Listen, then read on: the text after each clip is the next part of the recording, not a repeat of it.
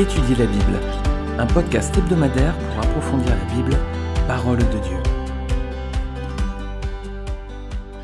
Bonjour à tous, j'espère que vous allez très bien en ce début d'année. Vraiment, j'enregistre ce podcast, on est le 2 janvier 2022 à présent. J'espère que vous avez passé de très belles fêtes de fin d'année, que vous avez bien débuté cette année qui commence. Je la remets en tout cas pour vous, entre les mains du Seigneur, que le Seigneur vous bénisse, vous garde, vous comble de toutes ses richesses en cette nouvelle année. Alors, la semaine dernière, les amis, on avait regardé les parallèles entre la vie de Josué et celle de Jésus. On avait vu notamment que la traversée du Jourdain et la conquête de la terre promise, c'était une image de la vie chrétienne. On avait vu les 4 étapes notamment. Alors on va continuer cette étude, Jésus dans le livre de Josué, et on va regarder dans cette étude biblique les autres similitudes entre les faits relatés dans le livre de Josué et donc la vie, le ministère et l'œuvre de Jésus-Christ.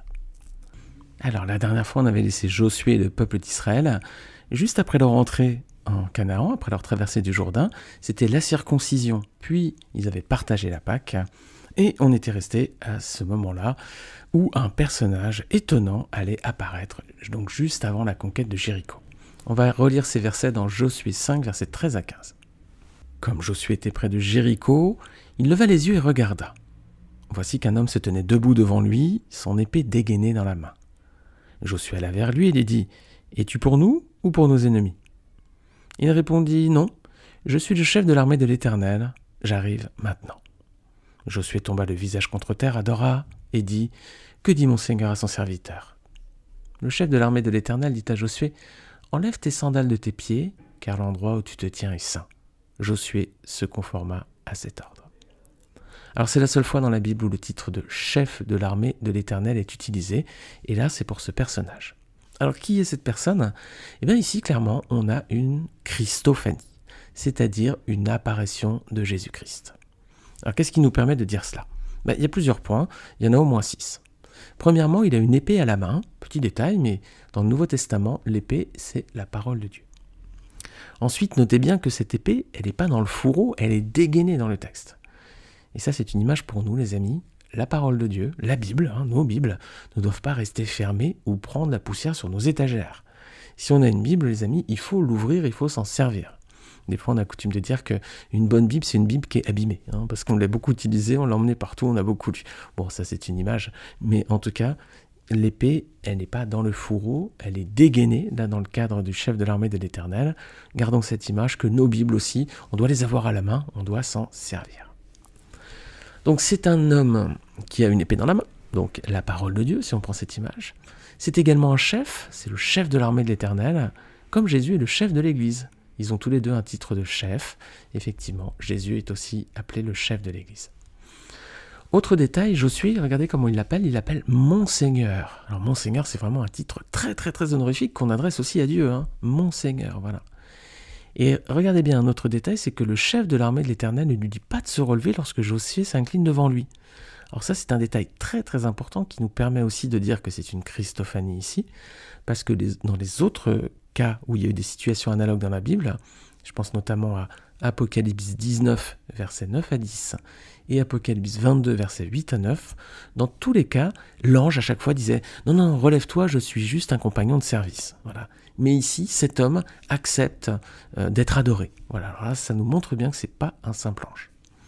Et puis, pour moi, le fait ultime, celui qui clôt toutes les discussions, c'est que le chef de l'armée de l'Éternel lui dit « Enlève tes sandales de tes pieds, car l'endroit où tu te tiens est saint. » Et ici, c'est clairement un parallèle avec le texte de Exode 3, versets 1 à 5, quand Dieu apparaît dans le buisson ardent à Moïse et qui lui dit la même chose. Voilà, c'est « Enlève tes sandales de tes pieds, car l'endroit où tu te tiens est saint. » Donc ici, on est en présence de la divinité. Il est appelé Seigneur, il accepte d'être adoré, et ce sont les mêmes mots qui ont été utilisés dans le buisson ardent avec Moïse. Donc ici, on a ce qu'on appelle donc une Christophanie, c'est-à-dire une apparition de Jésus-Christ. Donc on voit que Christ n'apparaît pas seulement en symbole dans le livre de Josué, il apparaît également à un moment en personne, dans toute sa puissance et dans sa gloire. Et regardez bien à quel moment il arrive, c'est très important aussi, c'est juste avant le début des combats de Jéricho. Et même des combats en terre promise d'ailleurs, il n'y a pas encore eu de combat pour l'instant en terre promise, Jésus arrive juste à ce moment-là. On a aussi une très belle image, les amis, c'est que Jésus ne nous laisse jamais combattre tout seul. Il sait qu'on va avoir besoin de lui. Il sait qu'on ne sera jamais suffisamment fort pour vaincre seul l'ennemi, le péché. Alors il arrive avant même le début des combats. Et ici, le chef de l'armée de l'Éternel arrive juste avant le début des combats pour Israël. Alors maintenant, Israël, le peuple de Dieu est prêt, hein, tout est en place. Hein. Israël a traversé le Jourdain, pour nous c'est la conversion à Christ. Israël s'est circoncis, c'est un signe de la consécration à Dieu. Il vient de manger la Pâque. Pour nous, c'est le signe que nous plaçons le sacrifice de Christ au centre de nos vies. Le chef de l'armée de l'Éternel marche à présent à sa tête, comme Christ est le chef de l'Église. À présent, les amis, on y va, hein, place au combat. Hein, et c'est là que commence le début des batailles, et ça passe par la ville de Jéricho. Alors on va regarder les consignes qui sont données justement par le chef de l'armée de l'Éternel. C'est dans Josué 6, versets 2 à 5. L'Éternel dit à Josué, « Regarde, je livre entre tes mains Jéricho et son roi, ainsi que ses vaillants soldats. Faites le tour de la ville, vous tous les hommes de guerre. Faites une fois le tour de la ville, tu agiras ainsi pendant 6 jours. 7 prêtres porteront 7 trompettes retentissantes devant l'arche. Le 7e jour, vous ferez 7 fois le tour de la ville, et les prêtres sonneront de la trompette. Quand ils sonneront de la corne retentissante, quand vous entendrez le son de la trompette, tout le peuple poussera de grands cris.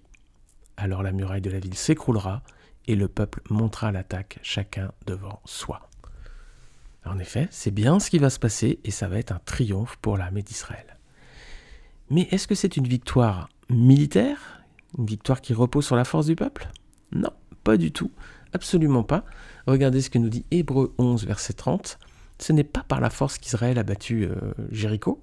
Au contraire, regardez, Hébreux 11, 30, c'est par la foi que les murailles de Jéricho sont tombées, après que le peuple en avait fait le tour pendant 7 jours. Voilà, c'est par la foi.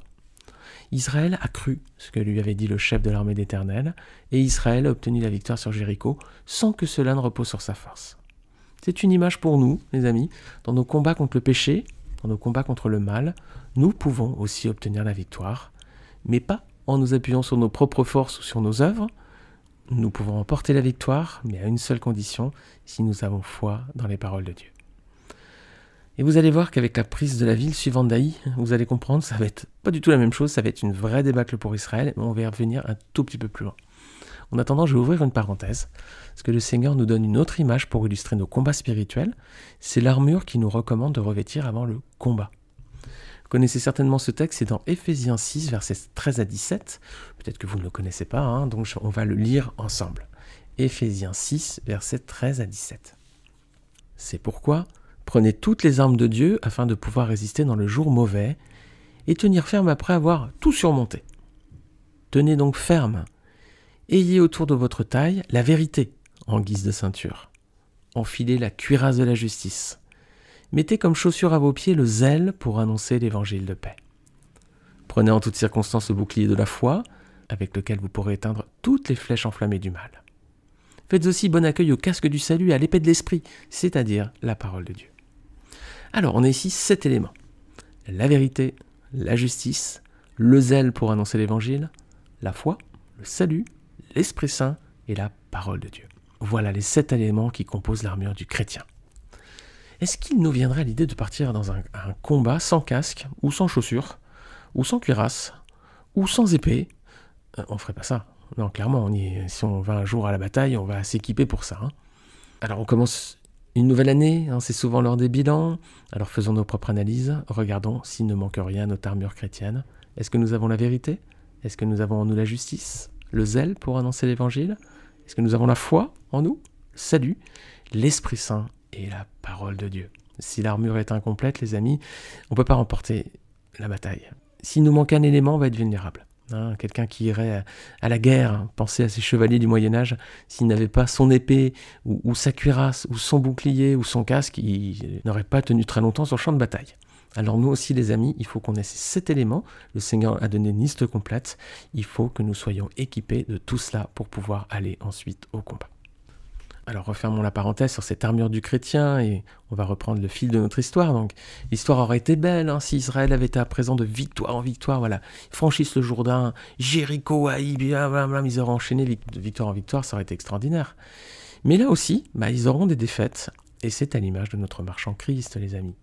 Parce que notre vie en Christ, elle est aussi marquée, les amis, comme celle d'Israël, par nos défaites sur le péché, hélas. Après le triomphe de Jéricho, le peuple était confiant. Il part s'attaquer à une petite ville d'Aï. On avait vu ça dans Josué 7. Et là, c'est une débâcle. Et pour 2 raisons. Qu'est-ce qui s'est passé entre Jéricho et Aï? Premier point, Israël était trop confiant. Dans la bataille d'Aï, on parle plus d'arche de l'Éternel, placé au milieu des combats, comme à Jéricho. Pas non plus de mention du chef de l'armée de l'Éternel. Voilà, c'est pas non plus le chef de l'armée d'Éternel ou Dieu qui a demandé d'aller conquérir Aï. Ils ont pris la décision tout seuls. Ils ont été en toute confiance. Voilà, après une éclatante victoire, Israël s'est dit je vais aller au combat tout seul. Et ça, c'est souvent notre attitude après que Dieu nous a accordé une délivrance ou une victoire sur un péché, par exemple. Nous sommes donc d'un coup bien confiants, et puis on se dit je vais m'appuyer sur ma propre force. Le Seigneur m'a permis de réussir un examen. Bon, c'est que je suis suffisamment intelligent, donc j'ai plus besoin de m'appuyer sur lui. Le Seigneur m'a accordé une victoire sur un péché. C'est donc que je suis suffisamment fort, donc j'ai plus besoin de prier pour qu'il m'aide à lutter la prochaine fois. Etc., etc., etc. Souvent, très souvent, trop souvent, après une délivrance, après une victoire, on se tourne plus vers Dieu parce qu'on se dit, je vais m'appuyer sur moi-même. Regain de confiance, excès de confiance. C'est ce qu'a fait Israël, et la chute a été rude pour le peuple de Dieu, très rude. Ça a été une débâcle. Ça, c'est la première raison, mais il y en avait une autre dans le cas d'Aï, et c'est qu'un homme a péché. Rappelez-vous, durant le pillage de Jéricho, un homme nommé Akan a vu un beau manteau, de l'argent, de l'or, et les a gardés pour lui, alors que le butin devait revenir à Dieu. On avait vu ça dans Josué 7 également. Mes amis, voici le deuxième piège qui nous guette dans notre marche avec le Seigneur. Tout d'abord, il y a le danger de nous appuyer sur nos propres forces, et ensuite, il y a aussi la tentation et le péché qui restent à notre porte pour nous faire chuter. Akan a succombé à la tentation, et il est mort. Le péché, les amis, ça reste présent sur le chemin du chrétien. Alors attention à nous de savoir rejeter ce qui nous tente, rejeter ce qui est mauvais, rejeter tout ce qui est contre la volonté de Dieu. Cet homme, Akan, a fait le mauvais choix et ça a entraîné sa ruine. Josué, lui, a fait un autre choix. Et on va terminer sur ce dernier passage. Lisons Josué 24, versets 14 et 15. Josué est à présent là vers la fin de sa vie, il va partir et adresse des avertissements au peuple. Regardez, verset 14 de Josué 24. Maintenant, craignez l'Éternel et servez-le avec intégrité et fidélité. Faites disparaître les dieux que vos ancêtres servaient de l'autre côté de l'Euphrate en Égypte et servez l'Éternel. Mais si vous ne trouvez pas bon de servir l'Éternel, choisissez aujourd'hui qui vous voulez servir. Soit les dieux que vos ancêtres servaient de l'autre côté de l'Euphrate, soit les dieux des Amoréens dans le pays desquels vous habitez. Quant à moi et ma famille, nous servirons l'Éternel. Voilà, quant à moi et ma famille, nous servirons l'Éternel. Alors, quel choix vous avez fait, les amis? Est-ce que vous avez fait le choix de rester en Égypte? Vous n'êtes pas encore venu à Jésus-Christ, vous êtes encore esclave du péché. Venez à Jésus. C'est lui qui était préfiguré par Josué. C'est lui le Seigneur, c'est lui qui peut vous libérer pour vous conduire en terre promise. C'est un bon pays, riche et abondant, un pays de repos que le Seigneur a préparé pour vous, où coule le lait et le miel. Mais vous avez vu que c'était aussi un pays de lutte, et vous devrez combattre contre la tentation et le péché. L'entrée en terre promise, la conversion, c'est aussi le début de combat.